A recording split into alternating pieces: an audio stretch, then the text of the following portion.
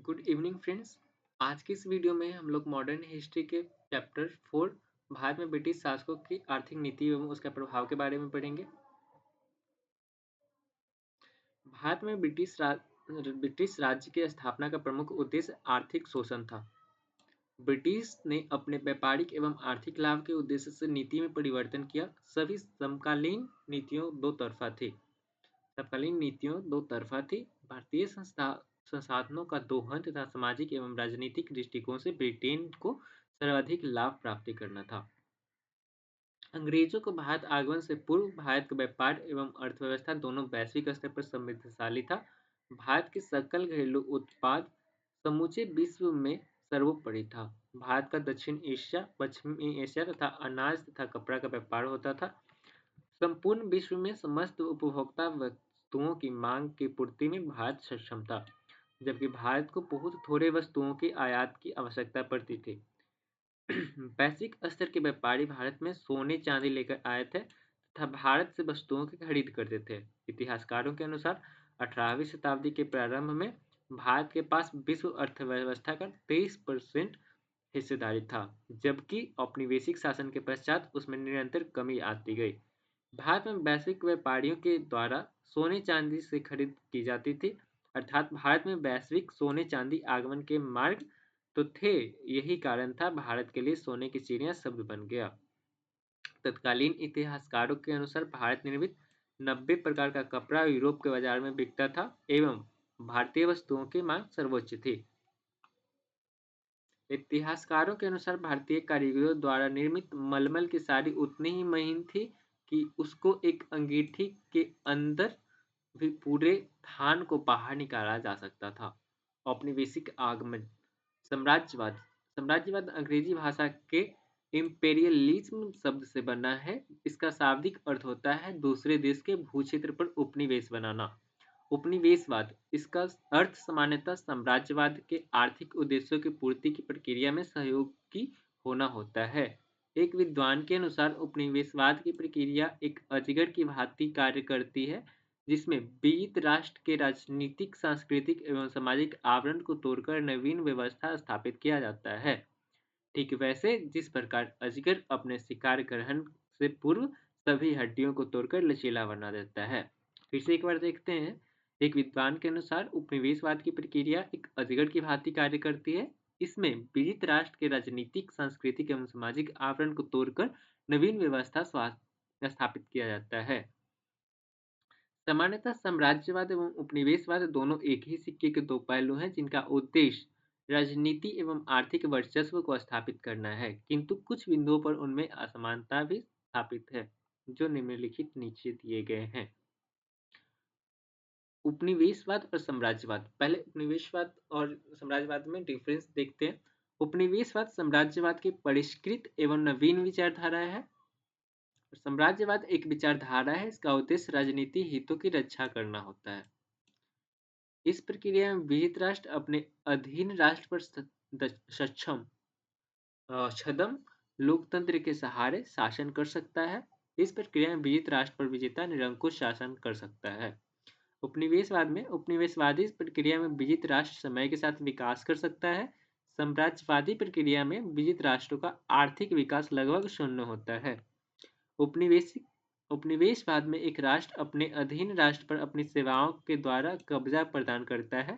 साम्राज्यवाद में अपने मूल स्थान से सुदूर विजेता राष्ट्र अपने विचार, सिद्धांत एवं समर्थ विजित राष्ट्र थोपकर शासन करता है। ब्रिटिश के द्वारा भारत के आर्थिक शोषण को रेखांकित सर्वप्रथम भारतीय अर्थशास्त्री दादाभाई नौरोजी ने किया था। दादाभाई नौरोजी ने poverty and un-British rule of India नामक पुस्तक में भारत से हो रहे धन निकासी का सिद्धांत पेश किया था। Poverty and un-British rule of India किसने लिखा था? दादाभाई नौरोजी ने।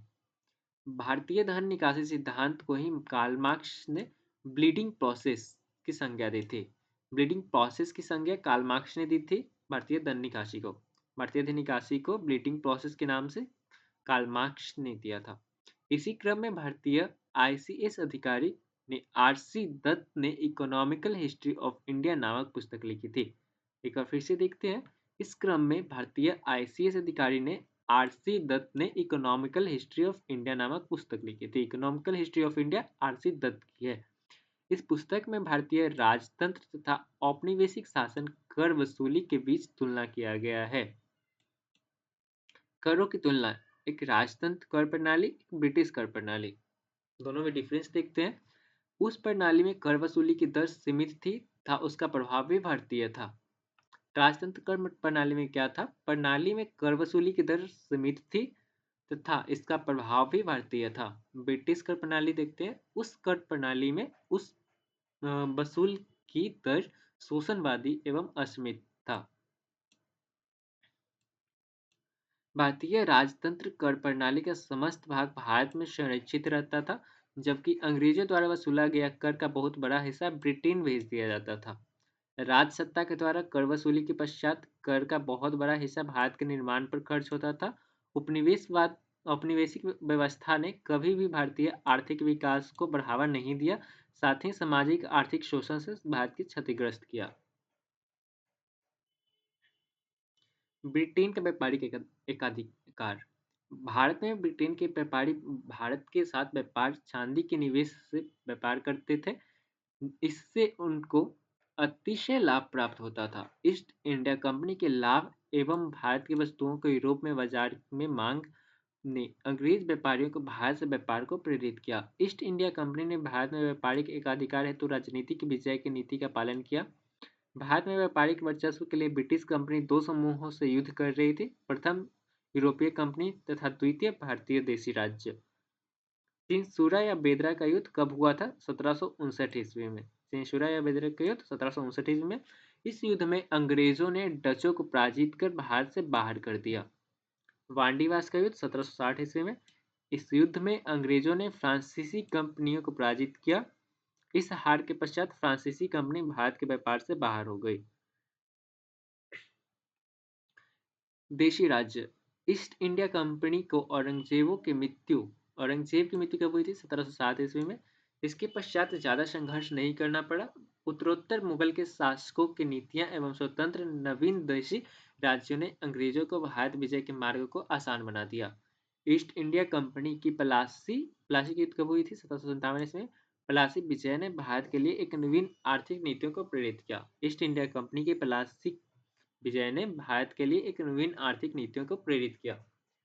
भारत में ब्रिटिश उपनिवेशवाद मुख्यतः तीन अलग चरणों से गुजरता था। पहला था वाणिज्यिक चरण 1757 से 1813 ईस्वी। औद्योगिक या पूंजीवाद चरण औद्योगिक पूंजीवादी चरण 1813 से 1858 ईस्वी तक। वित्तीय पूंजीवादी चरण 1858 से 1947 ईस्वी तक। वाणिज्यिक चरण के बारे में देखते हैं। वाणिज्यिक चरण 1757 से 1813 ईस्वी इस शोषण के व्यापारिक काल था। इस दौर में मुख्यतः अंग्रेजों ने बंगाल पर आर्थिक और राजनीतिक प्रभुत्व स्थापित किया था। इस दौर में ईस्ट इंडिया कंपनी ने वस्तुओं को न्यूनतम मूल्य पर खरीदकर अधिकतम मूल्य पर बेचती थी। ईस्ट इंडिया कंपनी का प्राथमिक उद्देश्य भारत की राजनीतिक सत्ता एवं राजस्व पर नियंत्रण स्थापित करना था। इस कालखंड में अंग्रेजों ने मुक्त व्यापार नीति में फ्री ट्रेड पॉलिसी का अनुपालन किया था।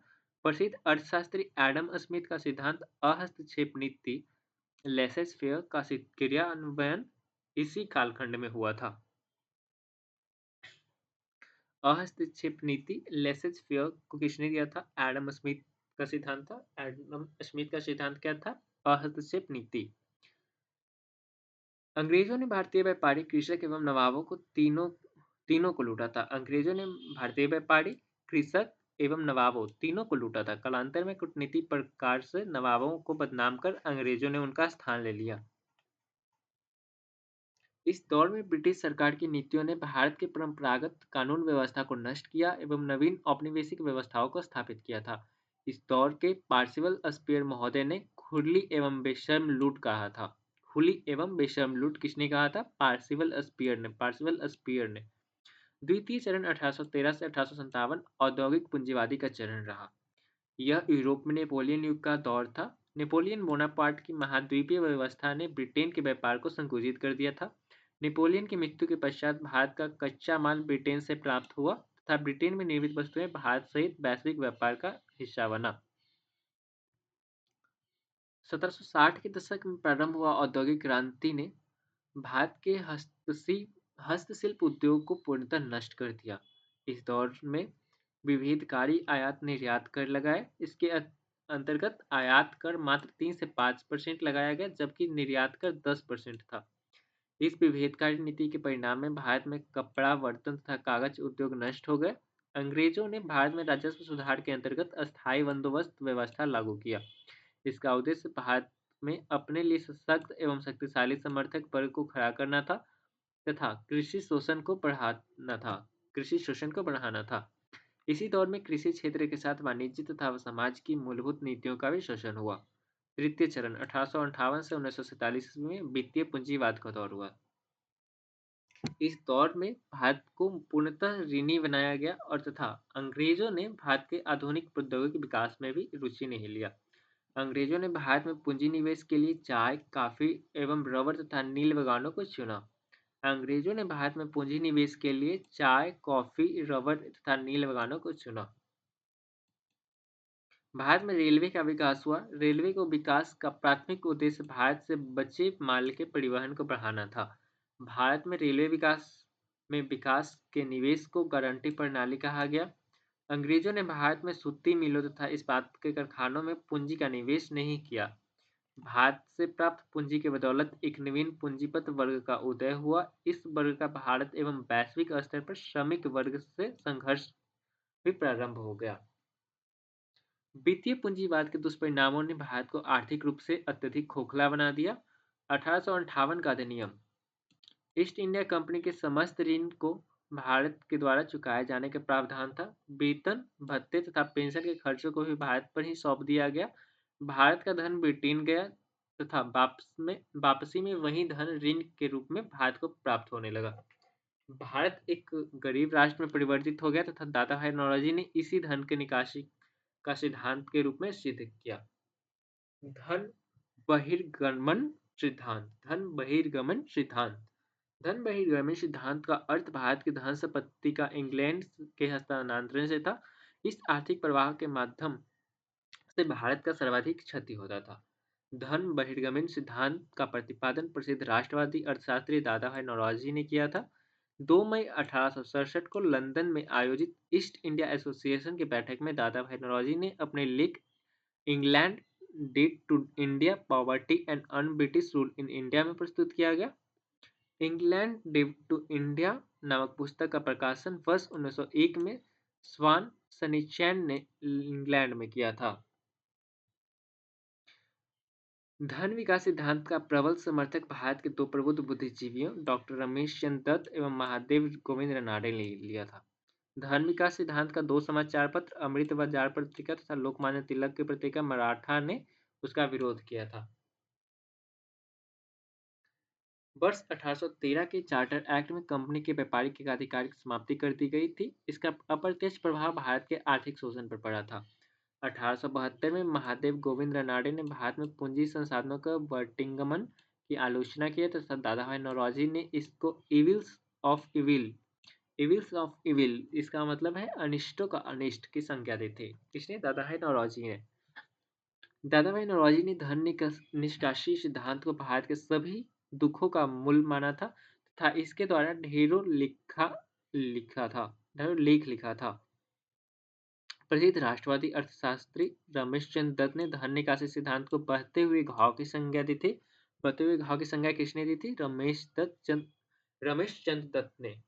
वर्ष 1901 ईस्वी में इंपीरियल लेजिस्लेटिव काउंसिल में बजट पर भाषण प्रस्तुत करते हुए गोपाल कृष्ण गोखले ने धन निष्कासन सिद्धांत को विस्तृत व्याख्या किया था।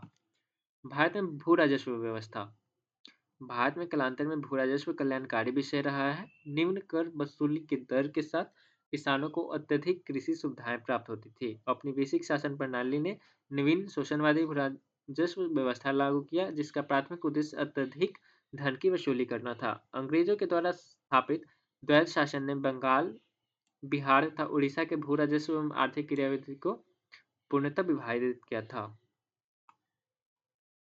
किया था। भू राजस्व व्यवस्था मुख्यतः अंग्रेजों के द्वारा 3 प्रकार की भू राजस्व व्यवस्था था। पहला था अस्थायी बंदोबस्त, द परमानेंट सेटलमेंट। दूसरा था रैयतवाड़ी व्यवस्था, द रॉयटवाड़ी सिस्टम। तीसरा महलवाड़ी व्यवस्था, द महलवाड़ी सिस्टम। पहला देखते हैं स्थायी बंदोबस्त, द परमानेंट सिस्टम। क्षेत्र विस्तार कहाँ कहाँ हुआ था? बंगाल में, बिहार में, उड़ीसा में, उत्तरी पश्चिमी प्रांत के बनारस खंड और कर्नाटक में।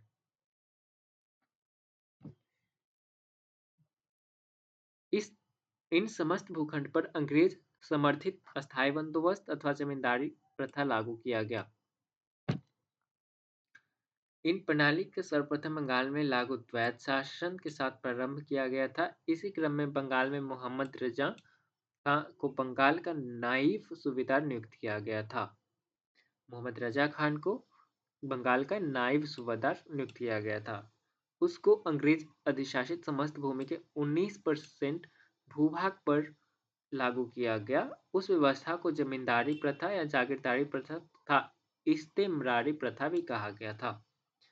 सर्वप्रथम वर्ष 1772 में बारेन हेस्टिंग्स ने बंगाल प्रांत के केंद्रीय खजाना को मुर्शिदाबाद से परिवर्तित कर कलकत्ता कर दिया था। उसी समय लगान में पंचशाला व्यवस्था लागू किया गया था। इसमें उच्चतम बोली लगाने वाले व्यक्ति को लगान वसूली कर अधिकार प्रदान किया जाता था। उसी क्रम में सर्वप्रथम 1784 के पिट्स इंडिया एक्ट में बंगाल में कंपनी का अस्थायी भू प्रबंध करने का सुझाव दिया था। वर्ष 1786 में कॉर्नवालिस बंगाल का गवर्नर जनरल बना। भू राजस्व की समस्या पर विचार के लिए उसने रिवेन्यू बोर्ड का गठन भी किया था। लॉर्ड कॉर्नवालिस ने भूमि बंदोबस्ती के लिए जमींदारों को लगान वसूलने का अधिकार दिया था। वर्ष 1790 में वार्षिक लगान के स्थान पर 10 वर्षीय लगान की व्यवस्था भी लागू किया।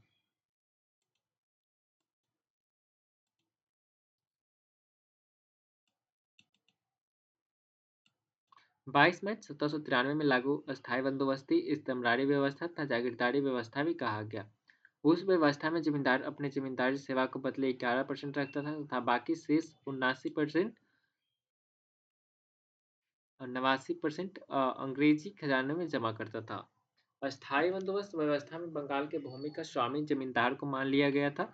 इसके द्वारा दिए जाने वाले लगान हमेशा के लिए निर्धारित कर दिया गया था। इस व्यवस्था ने अंग्रेजी सरकार के जमींदारों के रूप में एक अस्थायी समर्थक प्राप्त हुआ था। इसका उपयोग अंग्रेजों ने भारत में अपना जड़ों को और मजबूत बनाने में किया। इस व्यवस्था को सूर्यास्त भी कहा गया क्योंकि 1793 के अधिनियम 14 में जमींदारों की संपत्ति जब्त करने के प्रावधान था। नियत तय समय शाम 5 बजे तक वसूली जमा नहीं करने पर जमींदारी को ठेका अन्य व्यक्ति को दे दिया जाता था। रैयतवाड़ी व्यवस्था। इस व्यवस्था में प्रत्येक जमींधारक को भूस्वामी मानकर उसके साथ लगान देने की शर्त तय कर दी गई थी। इस व्यवस्था में लगान की शर्तें अस्थायी तथा परिवर्तनशील थी। ये कहाँ किस किस क्षेत्र में विस्तार इसका था? मद्रास प्रेसिडेंसी में, बम्बई प्रेसिडेंसी, पूर्वी बंगाल, असम और कुर्ग में। इस व्यवस्था के जनक टॉमस मुनरो तथा कैप्टन रीड थे। इस व्यवस्था के जनक टॉमस मुनरो तथा कैप्टन रीड थे। यह व्यवस्था संपूर्ण प्रशासित अंग्रेजी भूमि के 51% भूभाग पर प्रचलित था। वर्ष 1792 ईस्वी में मद्रास के बराहमल जिले में इसका प्रथम प्रयोग कर्नल रीड ने रैयतवाड़ी व्यवस्था लागू किया था। 1820 से 27 ईस्वी में जब कर्नल रीड मद्रास का गवर्नर था, तब उसने रैयतवाड़ी व्यवस्था को समूचे मद्रास प्रेसिडेंसी में लागू किया था। रैयतवाड़ी व्यवस्था को बम्बई प्रेसिडेंसी में सर्वप्रथम 1825 ईस्वी में लागू किया गया था। इस व्यवस्था का लागू करने में एल्फिंस्टन एवं चॉपलिन की रिपोर्ट की प्रमुख भूमिका थी। वर्ष 1858 तक वह समूचे दक्षिण भारत में लागू कर दिया गया। रैयतवाड़ी व्यवस्था में सरकार तथा किसानों के बीच सीधा संपर्क स्थापित हुआ था। इस व्यवस्था में भूमि पर निजी स्वामित्व का लाभ जनसंख्या के बहुत बड़े भाग को प्राप्त हुआ था। महलवाड़ी व्यवस्था किस किस क्षेत्र में प्रभावित था? पंजाब, मराठों के अधिकृत प्रदेश, दोआब के उत्तरी पश्चिमी क्षेत्र, मध्य भारत के कुछ भाग में। इस व्यवस्था का सर्वप्रथम प्रस्ताव 1819 में हॉर्ट मैकेंजी ने दिया था। महलवाड़ी व्यवस्था का सर्वप्रथम प्रस्ताव 1819 ईस्वी में हॉर्ट मैकेंजी ने किया था। मैकेंजी ने ब्रिटिश सरकार को भूमि सर्वेक्षण का सुझाव दिया था तथा भूमि संबंधित व्यक्तियों के आंकड़े सुरक्षित किए गए थे। उस व्यवस्था में पहली बार लगान तय करने के लिए मानचित्रों तथा पंजियों का प्रयोग किया गया था। इस व्यवस्था में भू राजस्व वसूली हेतु लगान का निर्धारण गांव के समूह को इकाई माना गया था। उस समय निर्धारित लगान वसूलने का दायित्व गांव के मुखिया को दिया गया था। हॉर्ड मैकेंजी के उपरोक्त प्रस्तावों को वर्ष 1822 के रेगुलेशन 7 के माध्यम से लागू किया। इस व्यवस्था को ब्रिटिश शासन समस्त भूमि के 30% पर लागू किया गया था। लॉर्ड डलहौजी के शासनकाल में 1855 में सहारनपुर नियम के अनुसार लगान के एकमुश्त राशि 50% कर दिया गया। औपनिवेशिक भारत में कृषि और उद्योग की स्थिति। कृषि, हस्तशिल्प या घरेलू उद्योग और औद्योगिक विकास। औद्योगिक विकास में देखते हैं लौह इस्पात उद्योग, यातायात संसाधन, सूती वस्त्र, चीनी, सीमेंट और जूट या पटसन। कृषि का वाणिज्यिकरण। 1813 के औद्योगिकरण ने इंग्लैंड के आर्थिक विकास को तीव्र किया। इसका सीधा प्रस्ताव भारत में कच्चे माल की पैदावार को अड्डा बना दिया। इंग्लैंड के औद्योगिक आर्थिक जरूरतों को पूर्ति हेतु भारत में कच्चे माल के उत्पादन का केंद्र बना। भारतीय किसानों से जबरदस्ती समझौते के आधार पर ऐसे वस्तुओं का उत्पादन कराया जाता था जिनका आसानी से बाजार में बेचा जा सके। इन्हें नकदी फसल कहा गया था। नकदी फसल जैसे रेशम, नील, कपास, अफीम, चाय, कॉफी। भारत में प्रारंभिक दौर में कपास एवं कच्चा रेशम ब्रिटेन के बुनकरों के लिए उगाया जाता था, साथ ही चीन को भी बेचा जाता था। 1813 के चार्टर एक्ट के द्वारा भारत से मुक्त व्यापार करने की छूट मिल गई। 1833 इस वर्ष अंग्रेज नागरिकों को भारत में भूमि खरीद पर छूट प्राप्त हुई थी। इसी अधिनियम ने भारत में ईस्ट इंडिया कंपनी का चाय एवं चीन से व्यापारिक एकाधिकार समाप्त कर दिया था। 1835 इस वर्ष भारत के असम में पहला चाय बागान स्थापित किया गया। इसी वर्ष में 1838 इस वर्ष पहली बार चाय इसी क्रम में 1838 में इस वर्ष पहली बार चाय को लंदन भेजा गया था। 1839 में भारत में प्रथम असम चाय कंपनी की स्थापना किया गया। भारत में कृषि का औपनिवेशीकरण ने भारत में कृषक मजदूरों के शोषण को बढ़ावा दिया था। भारत में नील की खेती तथा कृषकों के शोषण का प्रारंभ की कहानी दीनबंधु मित्र ने अपनी पुस्तक नील दर्पण में किया है। भारतीय कृषकों के शोषण व अस्थिरता ने भारत में खेतीहर मजदूरों की संख्या में वृद्धि कर दिया। इसी क्रम में वर्ष 1928 में कृषि अध्ययन हेतु शाही आयोग का गठन किया गया। भारत में बढ़ते खेतीहर मजदूर एवं कृषि आधारित समस्याओं ने भारत में ग्रामीण कृषि गरीबी को बढ़ाया। इसी क्रम में वर्ष 1866 से 67 में भयंकर अकाल पड़े थे। डेनियन थॉर्नटन ने 1890 से 1947 तक के अकालों को कृषि स्थिरता का काल कहा था। भारत में गरीबी एवं अकाल के दौरान 1757 से 1947 तक के लगभग 290 वर्षों में औपनिवेशिक व्यवस्था ने भारत में गरीबी एवं अकाल में वृद्धि हुई, जो भारतीय राजतंत्र में लगभग न के बराबर था। औपनिवेशिक शासन व्यवस्था में 1757 से 1857 के बीच प्रथम अकाल 1769 से 70 में पड़ा था। यह इतना भीषण था कि बिहार, बंगाल तथा उड़ीसा एक तिहाई आबादी नष्ट हो गई थी।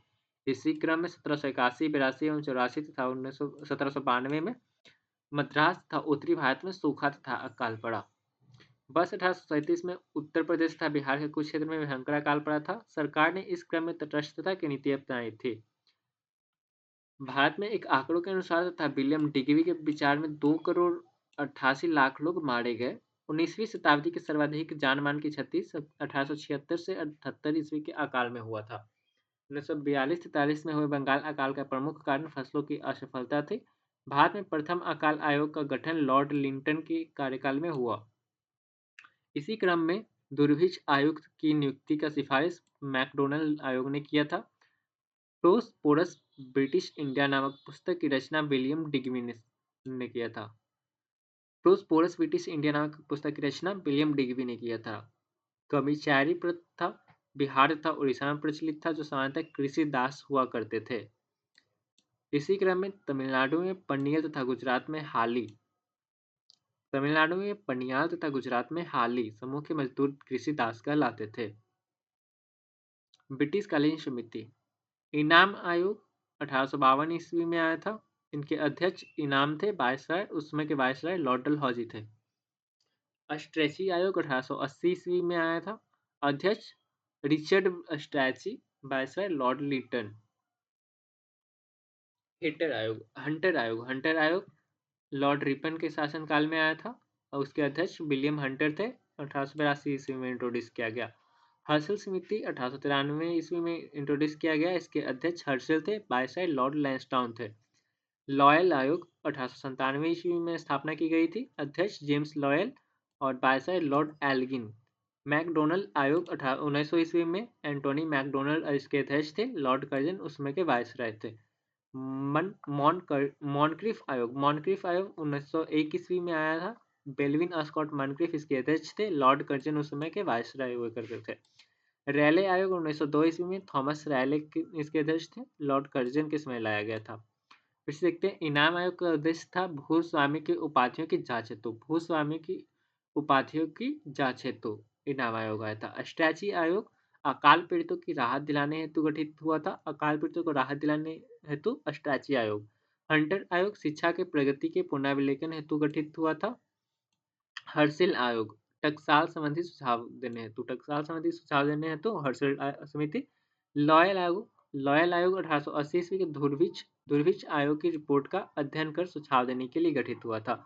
मैकडोनल्ड आयोग दुर्भिक्ष पर स्ट्रैची आयोग की रिपोर्ट पर अपना सुझाव देने के लिए गठित किया गया था। मॉनक्रिफ आयोग सिंचाई की योजना बनाने के लिए हुआ था। रैले आयोग विश्वविद्यालय से संबंधित कार्यों हेतु।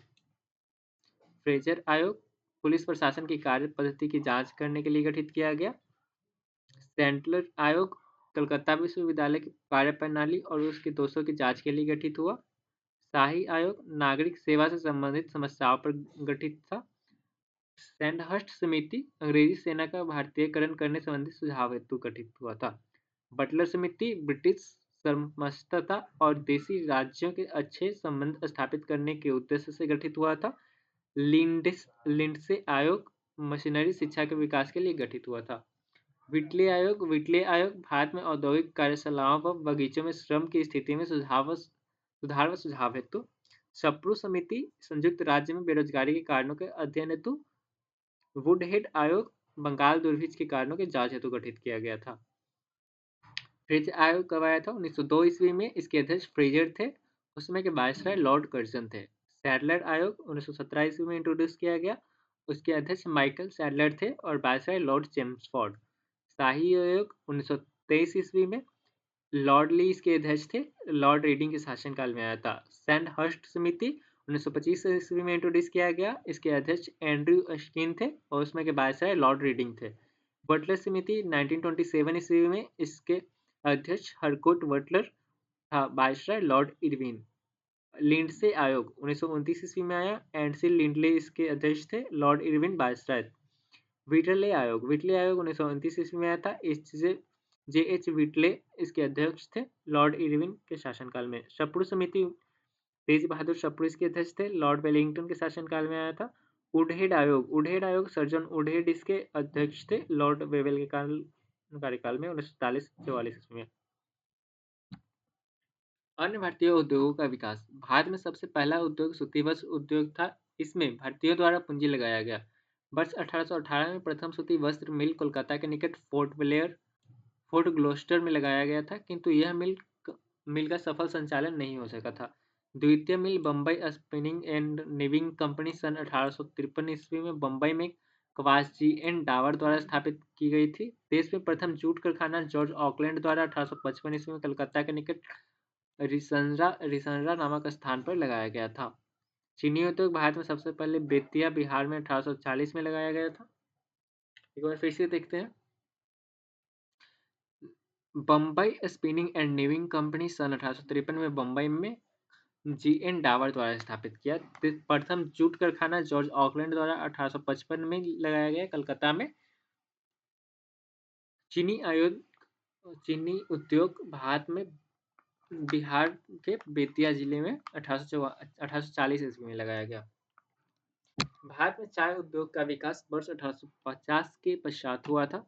भारत में सीमेंट का प्रथम संयंत्र वर्ष 1905 में स्थापित किया गया। इसी क्रम में 1910 में कर्नी सीमेंट कंपनी शुरू की गई थी। भारत में लोहा और इस्पात उद्योग की स्थापना 1870 में हुआ। बंगाल आयरन एवं स्टील कंपनी ने झड़िया के निकट कुल्टी एवं बंगाल में बर्नरपुर में अपने संयंत्र की स्थापना किया था। 1907 में जमशेदजी टाटा के द्वारा टिस्को की स्थापना जमशेदपुर में किया गया।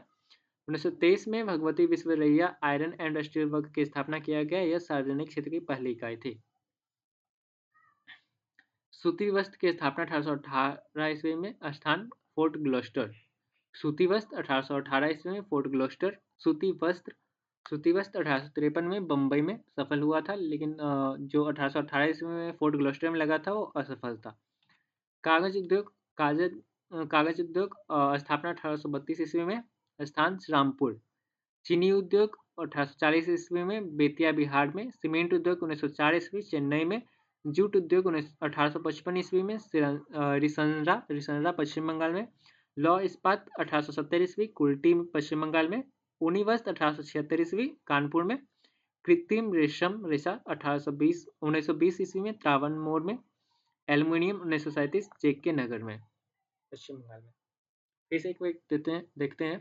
सूती वस्त्र 1818 ईस्वी में फोर्ट ग्लोस्टर में, लेकिन ये असफल रहा। सूती वस्त्र 1853 में बम्बई में लगाया गया, जो सफल रहा। कागज उद्योग 1832 ईस्वी में श्रीरामपुर में लगाया गया। चीनी उद्योग 1840 बेतिया में। सीमेंट उद्योग 1904 ईस्वी चेन्नई में। जूट उद्योग 1855 रिसनरा पश्चिम बंगाल में। लौह इस्पात 1870 में कुल्टी पश्चिम बंगाल में। ऊनी वस्त्र 1876 कानपुर में। कृत्रिम रेशम रेशा 1820 त्रावणकोर में केरल में। एल्युमिनियम 1937 में जेके नगर पश्चिम बंगाल में। इसके कुछ महत्वपूर्ण तथ्य देख लेते हैं। चार्ल्स ग्रांट को भारत में आधुनिक शिक्षा का जन्म कहा जाता है। आधुनिक शिक्षा का जन्मदाता किसको कहते हैं? चार्ल्स ग्रांट को। भारत में आधुनिक उद्योग की स्थापना वर्ष 1850 में हुई थी। कार्ल मार्क्स ने भारत में रेलवे की स्थापना को आधुनिक उद्योग का अग्रदूत जननी की संज्ञा दी थी। कार्ल मार्क्स ने भारत में रेलवे की स्थापना को आधुनिक उद्योग का अग्रदूत जननी की संज्ञा दी थी। प्रथम आधुनिक पटसन मिल की स्थापना वर्ष 1859 में रिसरा बंगाल में हुआ था। इंपीरियल प्रेफरेंस इंपीरियल प्रेफरेंस शब्द का प्रयोग भारत में ब्रिटिश आयातों पर दी गई विशेष रियासतों के लिए किया गया था। बम्बई में प्रथम सूती कराना वर्ष 1854 में स्थापित किया गया था।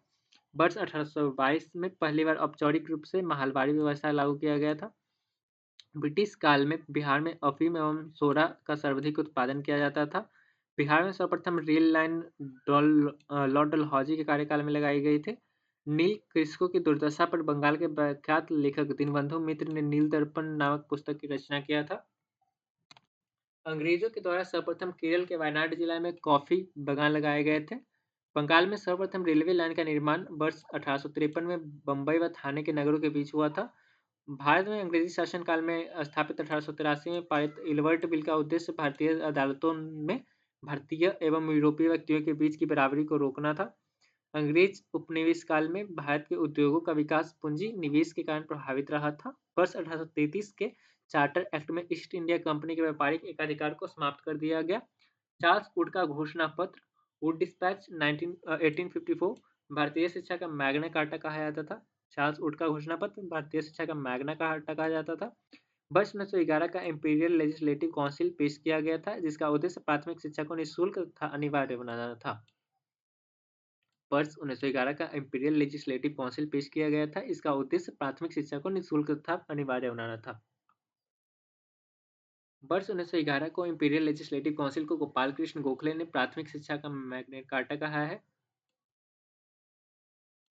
भारतीय राष्ट्रीय कांग्रेस की 1931 के अधिनियम में मौलिक अधिकार एवं राष्ट्रीय आर्थिक कार्यक्रमों से संबंधित प्रस्ताव पारित किए गए थे। वर्ष 1931 के कराची अधिवेशन के अध्यक्ष सरदार वल्लभ भाई पटेल थे। भू राजस्व से संबंधित कानून वर्ष 1762 में वर्धमान एवं मिदनापुर जिला में लागू किया गया था। वारेन हेस्टिंग्स ने बोर्ड ऑफ रिवेन्यू का गठन किया तथा इसकी नीलामी की अवधि 3 वर्ष से बढ़ाकर 5 वर्ष कर दिया गया। इसी क्रम में वर्ष 1777 में इस संग्रह की अवधि को वार्षिक बना दिया गया तथा इसकी देखरेख के लिए यूरोपीय कलेक्टर भी नियुक्त किया गया। वर्ष 1835 में कैप्टन विनगेट के द्वारा रैयतवाड़ी व्यवस्था को बम्बई प्रेसिडेंसी में लागू किया गया। वर्ष 1835 में कैप्टन विनगेट के द्वारा रैयतवाड़ी व्यवस्था को बम्बई प्रेसिडेंसी में लागू किया गया। लॉर्ड विलियम बेंटिंग ने सूती वस्त्र बुनकरों से संबंध में कहा है, सूती वस्त्र बुनकरों के कंकाल भारत के मैदान को बदरंग कर रहे हैं। लॉर्ड विलियम बेंटिंग ने सूती वस्त्र बुनकरों के संबंध में कहा था, सूती वस्त्र बुनकरों के कंकाल भारत के मैदान को बदरंग कर रहे हैं। ब्रिटिश शोषण के खिलाफ वर्ष 1859 से 60 में बंगाल के किसानों ने नील विद्रोह किया था। ब्रिटिश उपनिवेश काल में होम चार्जेस का अर्थ था लंदन में इंडिया ऑफिस का भरण पोषण के लिए प्रयोग में लाए जाने वाली विधि, भारत में कार्यरत कर्मचारियों के वेतन तथा पेंशन देने हेतु प्रयोग में लाए जाने वाली विधि। वर्ष 1835 ईस्वी में लॉर्ड मैकाले ने 1835 के प्रपत्र में शिक्षा के माध्यम को अंग्रेजी में लागू किया गया। वर्ष 1838 में भारतीय राष्ट्रीय कांग्रेस के अनुरोध पर राष्ट्रीय योजना समिति का निर्माण हुआ, जिसके अध्यक्ष जवाहरलाल नेहरू थे। अकाल को रोकने तथा अकाल पीड़ितों की सहायता हेतु वर्ष 1883 में अकाल संहिता बनाया गया। वर्ष 1916 में भारतीय औद्योगिक आयोग की स्थापना की गई। इसके अध्यक्ष सर थॉमस हॉलैंड थे। वर्ष 1907 में भारत में प्रथम औद्योगिक सम्मेलन का आयोजन किया गया। अंग्रेजों ने वर्ष 1813 में भारतीय व्यापारिक शोषण हेतु मुक्त व्यापार नीति फ्री ट्रेड पॉलिसी का अनुपालन किया था। भारत में सर्वप्रथम ग्रेट इंडियन पेनिनसुलर कंपनी ने सेवा प्रारंभ किया था। वर्ष 1901 में पॉवर्टी एंड अनब्रिटिश रूल नामक पुस्तक दादाभाई नौरोजी ने प्रकाशित किया था। यहाँ से खत्म होता है ये चैप्टर। अब नेक्स्ट इसका ऑब्जेक्टिव नेक्स्ट वीडियो में देखेंगे।